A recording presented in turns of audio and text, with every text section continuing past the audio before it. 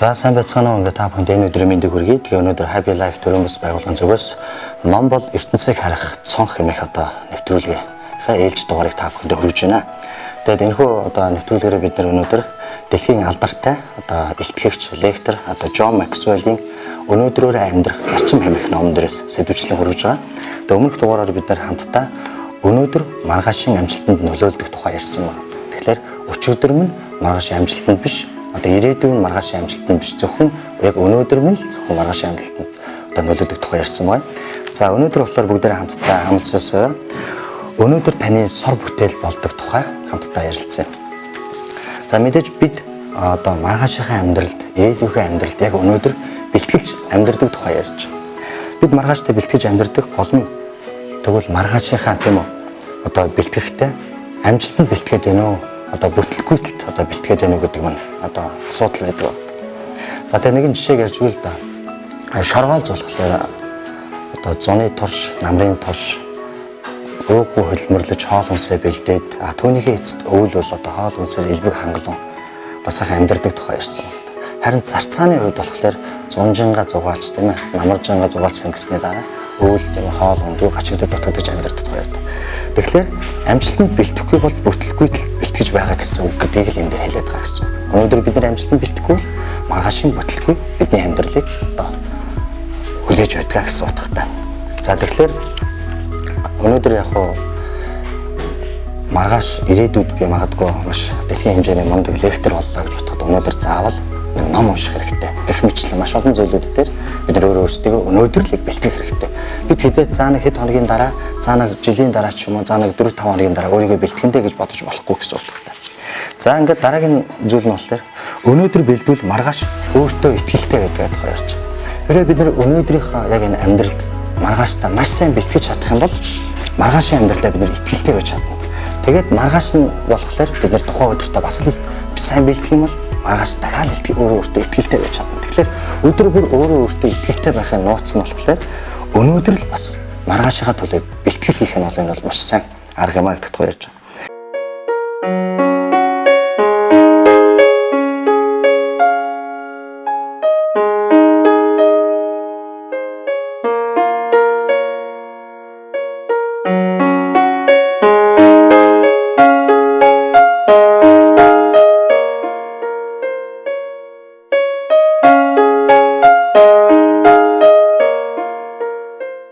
Мэдээж сурагч байхдаа бид нар шалгалтанд өмнөх өдөр нь бэлддэг байгаа.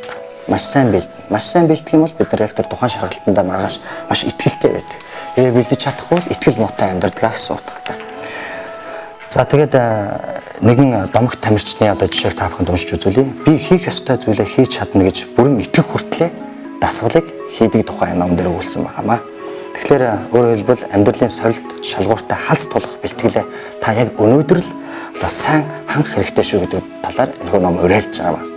За дараагийн зүйл нь болохоор өнөөдрийн бэлтгэл маргаашийн амжилтыг авчирдаг тухай ярьж байна. За тэгэхээр амьдралын амжилт болох нууц бол боломж эрхийг мэдэж урьдчилан бэлдэх гэсэн зөвлөгөө бид нар дагаж амьдрах хэрэгтэй тухай ярьсан байна. Тэгэхээр өнөөдөр бид нэр хэдий ч сайн бэлдэн маргааш минь төдий ч амжилттай байх учраас яг өнөөдрийг л бид нэр сор өөрийнхөө тэр сор бүтээл болох хэрэгтэй тухай ярьж байна. За тэгээд хэрвээ хүмүүст ингээд цаг хугацааг амьдрал өөрөө бүгдэнд нь адилхан тэгш өгдөг. За зарим хүнд нь ингээд өдрийн 6 цагийн хүчээ, заримд нь ингээд 12 цагийн хүчээ гэсэн юм байхгүй. Бүгдэнд нь л яг адилхан амьсгал, цаг хугацааг өгдөг байна. Харин хүн бүр өөр өөрийн гэсэн тэр ойлголтоосоо болж тэр цаг хугацаанд өөр өөрийн аргачлалаар ханддаг байна.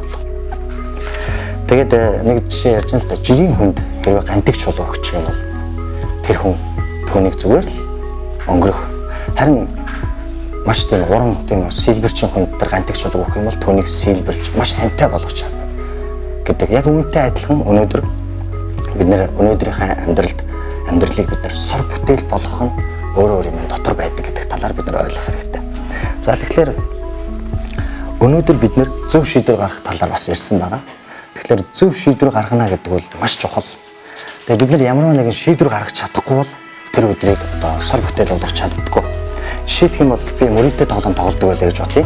Тэгвэл би мөрөгтэй тоглоом энэ цагаас эхлүүлэн тоглохгүй гэж өнөөдөр өөртөө амлах хэрэгтэй. Магадгүй та арх уудаг байсан бол тамхи татдаг байсан би өнөөдөр арх уухгүй, тамхи татахгүй гэсэн шийдвэрийг өөрийнхөө зүрхэнд маш хүчтэй хэлэх хэрэгтэй. Тэгээ шийдвэрээ өөрөө дагах хэрэгтэй. Тэгэхээр шийдвэрийг гаргах үед шийдвэр надад бидэнд маш их тусалдаг.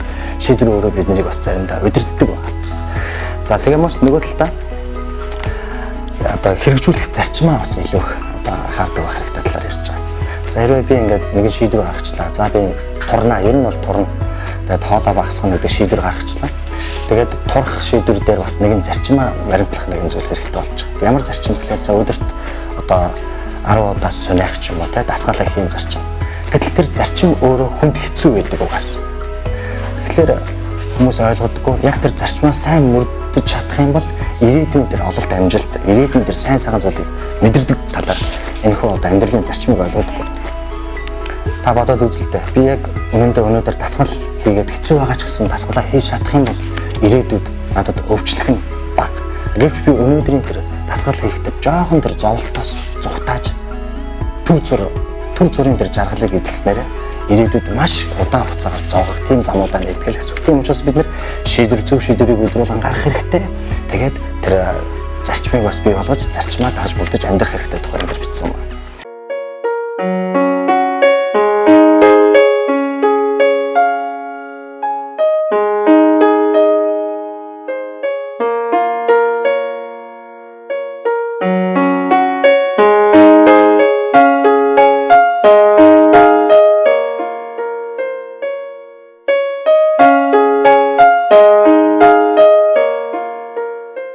Амжилтанд хүрэх алхам нь яг юу гэдэг юм бэ гэхээр алхам бол эхлэх гэдэг тухай ярьж байгаа. За ер нь бол өөрчлөлтийг одоо эхлэх тухай сонирхолтой хэд хэдэн зарчмуудыг энэ дээр заасан байна. За өөрчлөлтийг эхлэхийн тулд одоо өөрчлөлтийн өөрөө эзэн болох тухай ярьсан байна. Тэгэхээр ертөнцийг одоо өөрчлөхийг бид нэр хүмүүс маш их хүсдэг. Энэ ертөнцийн дээр байгаа хүн эргэн тойрны гэр бүл маш олон хүмүүсийг одоо өөрчлөхийг хүсдэг. Гэхдээ өөрийгөө өөрчлөхийг хүмүүс ердөө хүсдэггүй тухай бичсэн байна. Тэгэхээр хань ижил нөхөр одоо юу гэдэг нэг ойр дотны хүмүүсээ өөрчлөхийг хүсэж байгаа бол эхлээд өөрөө өөрчлөлтийнхөө эзэн болж өөрийгөө эхлэж өөрчлөөд тэгээд тэр үлгэр дуурайлалаар хүмүүст харуулах юм бол тэр хүмүүс надаас нөлөө авах боломжтой. Маш хүчтэй нөлөө авах боломжтой тухай ярьсан байна. Тэгэхээр яг үнэхээр би өөрийгөө өөрчлөөд үлгэр дуурайлал болж чадах юм бол би өөрөө туршлагатай болно. Өөртөө итгэлчин сэтгэл хүч нөлөөтэй болох тухай ярьж байна. Мөн бас өөртөө сэтгэл хангалуун байх болно. Мөн бас бусдад үзүүлэх тэр юмтай болно гэсэн тухай ярьж байна. За дараагийнх нь болохоор өөрчлөлтийнхаа эзэн болсныхаа дараа эртхэн эхлэх хэрэгтэй байна. Хүмүүс маш олон зүйлүүдийг хойшлуулдаг байдаг тийм. Амьдралаа идэвхтэй болгож өөрчлөлтийг эрт хичээвэл амжилт олох магадлал улам их болж сонголт хийх боломж илүү олон олдох болно тухай ярьж байна. За тэгэхээр Джон Максвелл амьдралдаа маш олон тэр зөв шийдвэрүүдийг гаргасан. Гэхдээ хамгийн эхэлж хамгийн эрт хамгийн залуудараа гаргасан тэр шийдвэр нь өнөөдөр маш их амжилтыг авчирсан тухай ярьж байна. Мэдээж би маш их тамхи татдаг байсан. Тэгээд энэ тамхинаас би одоо гараад одоо 8 жил болж байна, 8-9 жил болж байна. Тэгвэл би энэ эрт гарсандаа маш их баярлж байгаа. Хэрвээ би одоо хүртэл гараагүй за одоо л гаръя гэдгсэн бол надад миний би эрүүл мэдчихсэн маш олон тийм одоо хор хөнөөл бий болж байгаа. Тэгэхээр эрт эхлэх нь өөрөө маш их тийм боломжуудыг нээж идэг тухай энэ дэр бичсэн байна.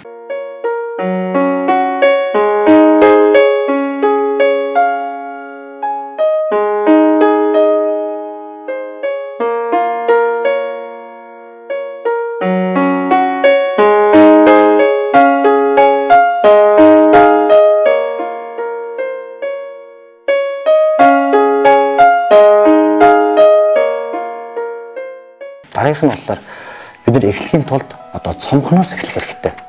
Мэдээж өөрчлөлтийг маш томоос эхлэх юм бол аюул их бий болдог. За магадгүй би турахын тулд за энэ 7 хоногт би 10 кг турна гэж өөртөө зорилт тавих юм бол өөрийгөө хэтэрхийх зовоож тэгээд өөрийгөө улам илүү сүйтгэдэг.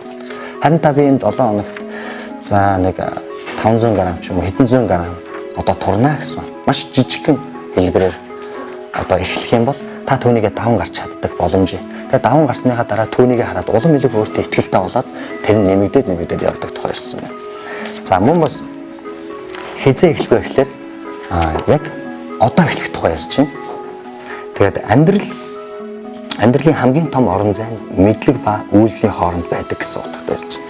Яг одоо би мэдсэн бол яг одоо л эхлэх тухай яриад байгаа. Олон хүмүүс яадаг вэ гэхээр за тэгж яагаад нэг эхлэндээ, ингэж яагаад нэг эхлэндээ гэж дандаа хойшлуулдаг байна. Тэгэхээр Джон Максвелл бол юу зөвлөд байгаа юм бэ? Та яг одоо эхлэх тухай яриад. Даруй эхлэхгүй шалтгаан магадгүй сайн шалтгаан байлаа ч гэсэн яг одоо л эхлэх тухай ирсэн.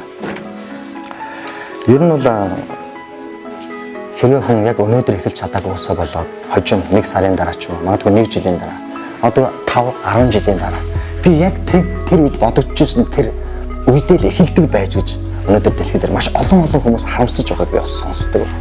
Тэгэхээр та яг одоо өөрчлөлтийг яг өнөөдөр л яг одоо эхлэх хэрэгтэй гэсэн утгатай.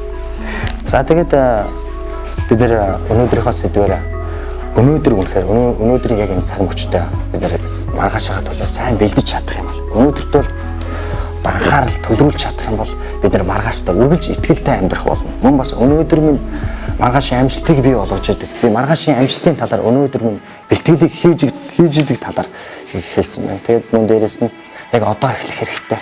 Тэгээд эзээс та хойшлуулж болохгүй тухай ярьлаа. Тэгээд бид нэр дараагийн дугаараар өнөөдрийн зам байдал надад боломж олгоно хэмээх энэ сэдвээс уулзах болно. Тэгээд та бүхэнд амжилт хүсье. Анхаарал тавьсан явдалд баярлалаа.